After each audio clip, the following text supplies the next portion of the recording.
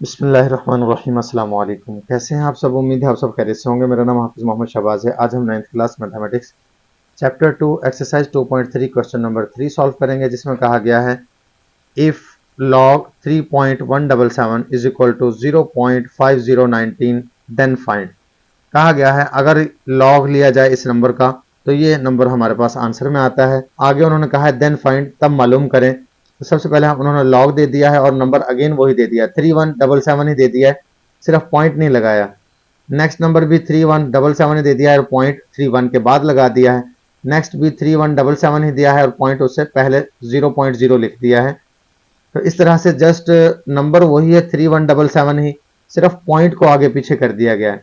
तो इसलिए जो मैंटीसा है वो सेम रहेगा, वो चेंज नहीं होगा, क्योंकि वो नंबर जिसको हमने लोगारिथम टेबल से देखना होता है वो नंबर चेंज नहीं हो रहा, वो अगेन बार बार ऐसे ही आ रहा है, सिर्फ डेसिमल पॉइंट आगे पीछे हो रहा है। इसलिए जो करेक्टरिस्टिक है खासा है वही चेंज होगा और जो मैंटीसा है वो चेंज नहीं होगा। जैसे कि पहला नंबर दिया गया है log 3177, तो जब हम इसका करेक्टरिस्टिक खासा लिखेंगे तो इसमें पॉइंट लास्ट में है, तो इसलिए पॉइंट से पहले 4 डिजिट हैं, 4 नंबर दिए गए हैं, तो हम 4 - 1 करेंगे तो हमारे पास आंसर आ रहा है 3। लिहाजा इसका करेक्टरिस्टिक यानी कि खासा जो होगा वो 3 होगा।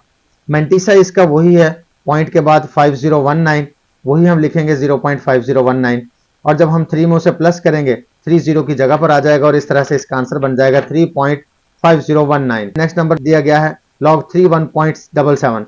अब क्योंकि पॉइंट से पहले 2 डिजिट हैं, 2 नंबर हैं, तो इसलिए हम 2 लिखेंगे और -1 लिखेंगे तो हमारे पास आंसर आता है 1।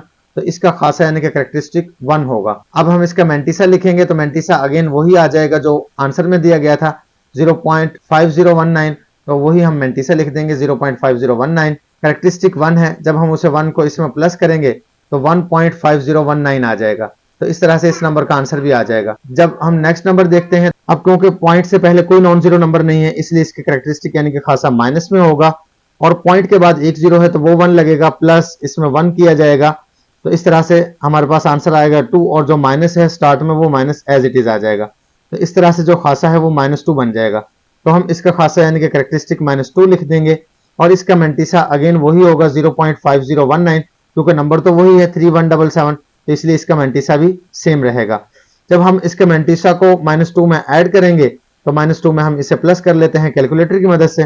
तो कैलकुलेटर में हम पहले -2 प्रेस करेंगे, प्लस उसके बाद हम 0.5019 प्रेस करेंगे, तो इसके बाद हमारे पास ये आंसर आ चुका है -1.4981। तो ये हमने लिख दिया है -1.4981, और ये हमारा आंसर आ चुका है लास्ट पार्ट का। इसके साथ ही क्वेश्चन नंबर 3 कंप्लीट हो चुका है। अगर ये वीडियो आपके क्वेश्चन समझने के लिए हेल्पफुल है तो वीडियो को लाइक और शेयर करें, और अगर क्वेश्चन समझने में कोई प्रॉब्लम आई है तो आप कमेंट में ज़रूर बताएं ताकि वो प्रॉब्लम क्लियर की जा सके। मिलते हैं नेक्स्ट वीडियो में, तब तक के लिए अल्लाह हाफिज़।